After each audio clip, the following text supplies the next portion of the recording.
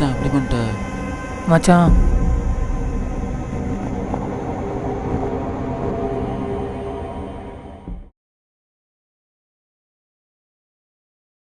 ஏய் மத்தன விடுடா என்ன ரொம்ப நாளா ஓவரா பண்ணிட்டு இருக்கடா. நீ நான் அடிச்சலாம்டா. டேய் விடுடா. ஏன் மச்சான் கம்மடா சொட்ட முடி உதிருன்னு சொல்றது உனக்கு தப்பாடா.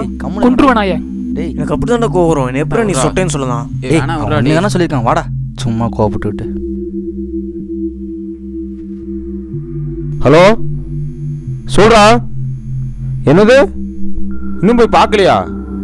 டேய் முதல்ல போய் அட்வைஸரை பாடுறா. அப்போதான்டா உன் கோவம்லாம் குறையும். உன் பிரச்சனைக்கெல்லாம் ஒரு சொல்யூஷன் கிடைக்கும். உன் ஃபீலிங்ஸ் எல்லாம் கண்ட்ரோல் ஆகும்டா. டேய் முதல்ல போய் நீ அவரை பார்த்துட்டு வந்துட்டு அப்புறமேட்டு எனக்கு ஃபோன் பண்ணுறா. டேய் ஃபோன் பண்ண மறந்துடாதடா.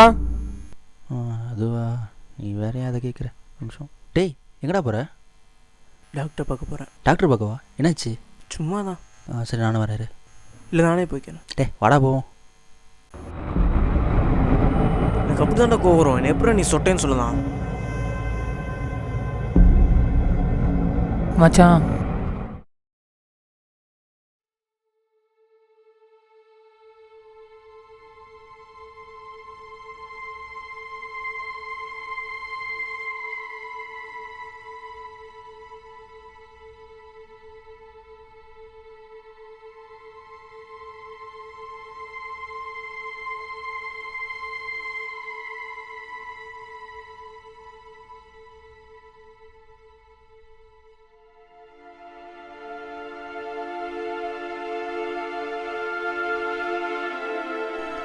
அப்பா வேற கோமா இருடா.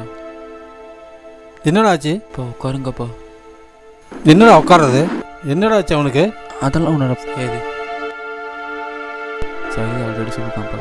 கிருஷ்ணாவை சைதுக்கும் கிருஷ்ணாவுக்கும் ஏற்கனவே பிரச்சனை வந்துருக்குப்பா. இப்போ சைது சொன்னான்ப்பா, கிருஷ்ணாவை வந்து என்னைக்கா இருந்தாலும் உன் சாவு என் கையில் தான். என்னது என்ன சொன்னா?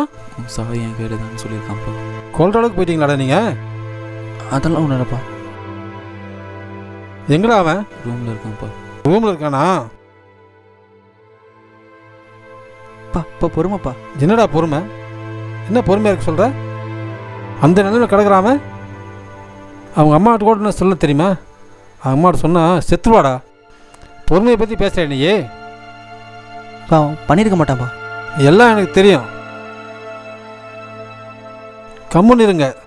கண்ட்ரோல் பண்ணிங்கன்னா உங்களையும் நான் கொன்றுவேன்.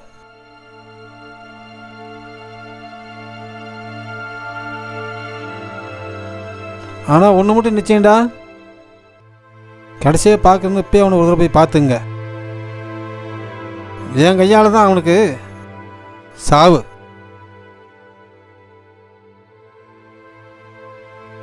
பா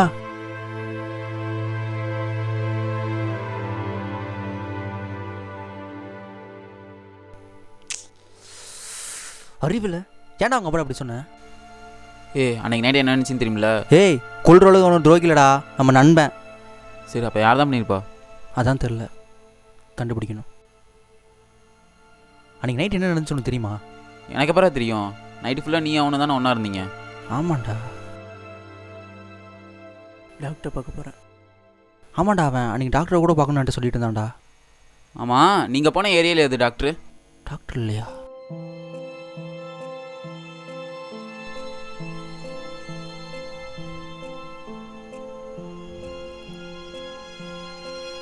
ஹலோ சைது, நான் சொல்கிறது மட்டும் கேளு, வேறு எதுவும் பேசாது. கிருஷ்ணாவோட அப்பா பயங்கரமான கோவத்தை வந்துட்டு இருக்கார் ரூமில். உடனே நம்ம ரூமை விட்டு 3 மணிக்கு போய்டு, சரியா? நான் சொல்கிற வரைக்கும் வந்துடாதரா, ஓகேவா?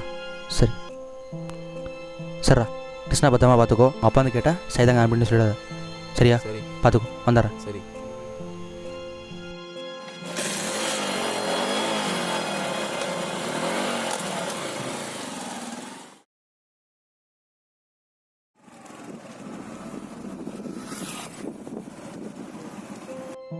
நிமிஷம்.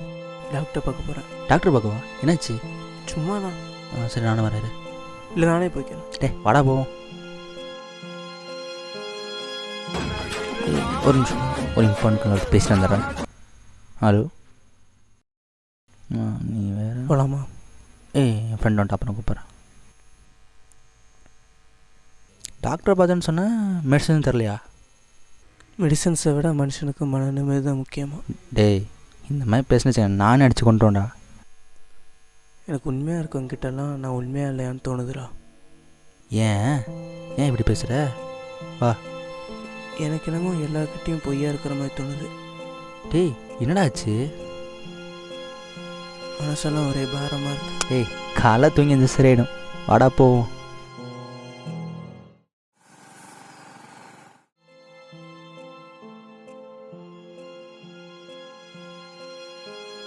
ஓடிட்டியா? சார் வாப்பா. யார் பண்ணி? சார் நேற்று ஃப்ரெண்டு கிருஷ்ணா ஒருத்தவங்ககிட்ட பேசினால சார், அதை பற்றி கேட்டு ஃபுல்லாக நான் வந்தேன் சார். ஓ ஆமாம், நீ அவனுக்கு என்ன வேணும்? Friend sir. ஆமாம் சார் ஃப்ரெண்டு. ஓ அப்படியா, உட்காருப்பா. ஓ அவனை பற்றி கேட்குறியா? ஆமாம், அன்னைக்கு நைட்டு அவன் வந்திருந்தான்.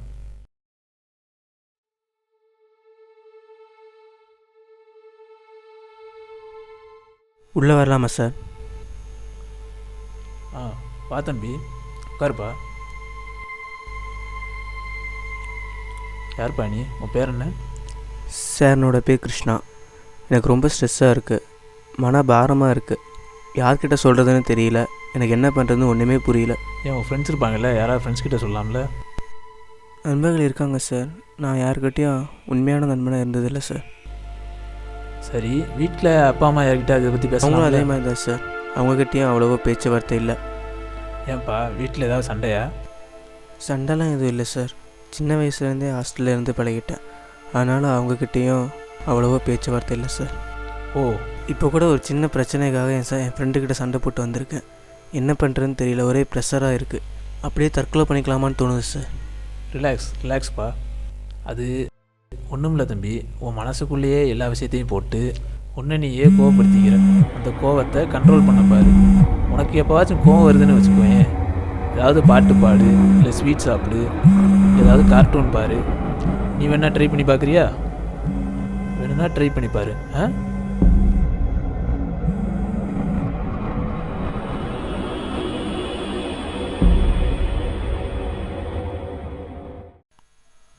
சார் அவனுக்கு என்ன சார் ஆச்சு? இதனால் சார் அவன் அப்படி பேசணும்? அது பேசுனது அவையில் தம்பி, அவனுக்குள்ளே இருக்கிற ஒரு கேரக்டர் தான் பேச வச்சுது. அது எமோஷ்னல் கிரிப்பிள்னு சொல்லுவாங்க தம்பி. எமோஷனல் ட்ரிப்பிளா? எஸ். எமோஷனல் ட்ரிப்பிள்னா அது வியாதியா சார்? எமோஷ்னல் கிரிப்பிள்ன்றது வியாதி இல்லை தம்பி, அது ஒரு கேரக்டர். அந்த கேரக்டர் எப்படின்னா, தனிமையிலே இருக்கவங்களுக்கு அந்த மாதிரி எண்ணங்கள் உருவாகி அதனால் வர்றது தான் அந்த எமோஷனல் கிரிப்பிள்ன்றது. புரியல சார். புரியலைன்னா புரிகிற மாதிரி சொல்கிறேன். உதாரணத்துக்கு வந்து டீ சாப்பிட்ற பழக்கமே இல்லாத ஒருத்தன் வந்து தொடர்ந்து நீ கூட்டிகிட்டு போய் கடையில் ஒரு 21 நாளைக்கு டீ சாப்பிட வச்சேன்னு வச்சுக்க, அந்த 22வது நாள் அவனால் டீ சாப்பிடாமல் இருக்க முடியாது. அந்த பழக்கம் வந்துடுதில்ல, மனசளவில் அவன் அதுக்கு அடிமையாகிற மாதிரி தனிமையிலேயே ஒருத்தன் இருந்துட்டு அவன் வந்து வெளிவராததால் சூழ்நிலைகள் அவனை பாதித்து அதனால் ஏற்படக்கூடிய அந்த மன விளைவு தான் எமோஷ்னல் கிரிப்பிள்ன்றது. டேய் வாடா படத்துக்கு போவோம். இல்லைண்ணா, நான் என்னைக்கு வந்திருக்கேன், நீங்கள் போங்க. வாடா தம்பி, அப்படியே வெளியே போயிட்டு கோயிலுக்கு போயிட்டு வரலாமா? நான் என்னைக்குப்பா வந்திருக்கேன், நீங்கள் போங்க. சார் இதோட வெளிப்பாடு என்னவா சார் இருக்கும்? சின்ன சின்ன விஷயத்துக்கெல்லாம் கோவப்படுறது, எரிஞ்சு விழுகிறது, இதெல்லாம் தான் அறிகுறி. எனக்கு அப்படி தான்டா கோவம் வரும். என்ன எப்பறம் நீ சொட்டேன்னு சொல்லலாம்? ஆமாம் சார், அவன் இத்தனை நாளாக ஒழுங்காக தான் சார் இருந்தான். என்னன்னு தெரியல, திடீர்னு 2 நாளாக தான் கோவப்படுறான். அதுதான், அது என்ன காரணம்னா அவனுடைய ஸ்ட்ரெஸ்ஸு. அவன் மனசுக்குள்ளே இருக்கிற ஸ்ட்ரெஸ் வந்து அதிகமாகி வெளியே வரதால் அந்த வேதனையோட வெளிப்பாடு இது. உதாரணத்துக்கு சொல்லணும்னா, இப்போ இந்த பாட்டில் இருக்குது, இதில் வந்து நம்ம 1 லிட்டர் தண்ணி தான் ஃபில் பண்ண முடியும். 1 லிட்டர் தண்ணிக்கு மேலே இதில் ஊற்றும்போது என்ன ஆகுது? ஓவர்ஃப்ளோ ஆகி வெளியே வருதுல, அந்த மாதிரி தான் அடக்க முடியாமல் வெளிவரக்கூடிய அந்த ஸ்ட்ரெஸ்ஸினுடைய விளைவு தான் இந்த கோபம். டேய் எங்கடா போனான்? ரூமில் இருக்கான்னு சொன்னால் அவளை காணோம். பா சுற்றி ரூம்குள்ளே தேடிட்டேன். எங்கடா போனாவன்? தெரியலையேப்பா. உண்மையை சொல்கிறியா? என்ன சொல்கிற? பா ரூமில் தான்ப்பா இருக்கேன்னு சொன்னான். அதுக்கப்புறம் 3 மால்கிட்ட போயிருந்தாலும் போயிருப்பான்ப்பா, தெரிலப்பா. வந்து பேசிக்கிறேன் உங்களை. இதோட முடிவு என்னவா சார் இருக்கும்? சூசைட் தான். மனசெல்லாம் ஒரே பாரமாக இருக்குது. யார்கிட்ட சொல்கிறதுன்னு தெரியல. எனக்கு என்ன பண்ணுறதுன்னு ஒன்றுமே புரியல. என் ஃப்ரெண்ட்ஸ் இருப்பாங்கல்ல, நண்பர்கள் இருக்காங்க சார். நான் யாருக்கிட்டேயும் உண்மையான நண்பனாக இருந்ததில்லை சார். வீட்டில் அப்பா அம்மா யார்கிட்ட அதை பற்றி பேசலாம்ல? அவங்களும் அதே மாதிரி தான் சார். அவங்கக்கிட்டேயும் அவ்வளோவா பேச்சுவார்த்தை இல்லை. அப்படியே தற்கொலை பண்ணிக்கலாமான்னு தோணுது சார். ஏய், காலை தூங்கி இந்த சரியிடும், வாடா போவோம். சாரிடா கிருஷ்ணா, சூசைடுக்கு நானே காரணமாயிட்டேனடா.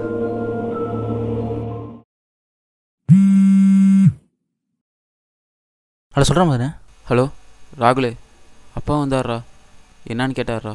பயத்தில் எல்லா உண்மையும் சொல்லிட்டான்டா. என்னடா சொல்கிற? ஏன்டா அப்படி பண்ண? சரி வரேன் இது சார், ஒரு நிமிஷம் சார் வந்துடுறேன் சார்.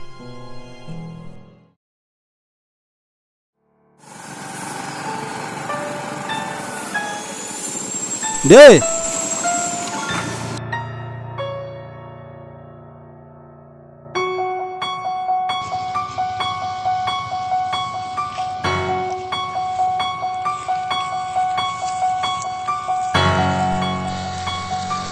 பா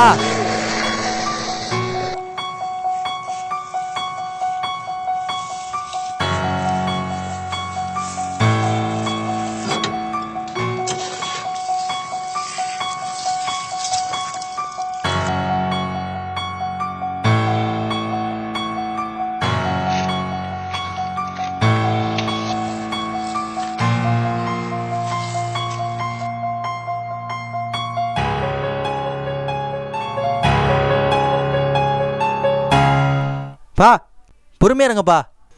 என்னடா பொறுமையாக இருக்க சொல்கிற? ஒரு கொலைகாரனை போய் தப்பிக்க வைக்க பார்க்குறியா நீ? பா அவன் கொலை பண்ணல, நீ தான் கொலை பண்ண. நானா? இந்த கொலையில் உனக்கு தான் பங்கு இருக்கு. சாரிப்பா. ஏய் இது கிருஷ்ணா போய் பார்த்துக்கோ, வந்துடுறேன். பா ஒரு 5 minutes டைம் தாங்கப்பா, என்ன நினச்சி நான் சொல்கிறேன். இங்கே எதுக்குப்பா கூட்டி வர? வாங்கப்பா, என்ன நடந்துச்சுன்னு தெரியும். யார் இவர்? கிருஷ்ணாவோட அப்பாவா? ஆமாம் சார். ஓ வாங்க, இவர் கூட உட்காந்து பேசுங்கப்பா, என்னாச்சுன்னு தெரியும். வணக்கம் சார். உட்காருங்க சார்.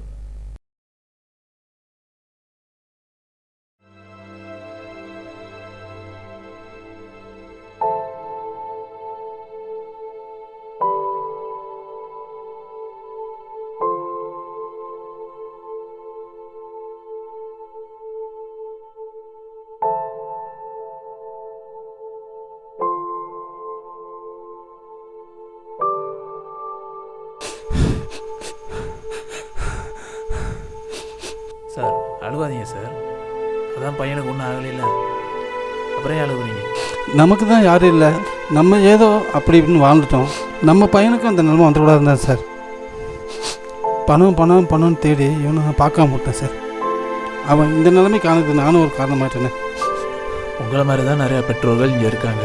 அது காரணம் என்னென்னா, அவங்க நல்லா படிக்கணும், அவங்க வாழ்க்கை நல்லா இருக்கணும்னு சொல்லிட்டு பணம்னு அலையிறது தான் இதுக்கு காரணம். அந்த மாதிரி பணத்தை தேடுறதுக்கு போயிட்டு குழந்தைகளை கவனிக்காமல் விட்டுறாங்க. ஒரு நாளைக்கு 2 மணி நேரம் குறைஞ்சது பசங்களை நம்ம கூட வச்சு பார்த்துக்கிட்டோம்னா இந்த மாதிரி பிரச்சனைகளே வராது. இதுக்கு தீர்வே கிடையாதா? தீர்வு இருக்குது. எப்படி 21 நாள் பையன் வந்து தனிமையிலே இருந்தாலும் அதே மாதிரி அடுத்த 21 நாள் நீங்கள் பையன் கூடவே இருக்கணும். அவன் கூடவே இருந்து காலத்தை கழிச்சிங்கன்னா அவன் மனசு மாறிடும், வாழ்க்கையும் சந்தோஷமாக இருக்கும். நன்றி சார். சந்தோஷம்.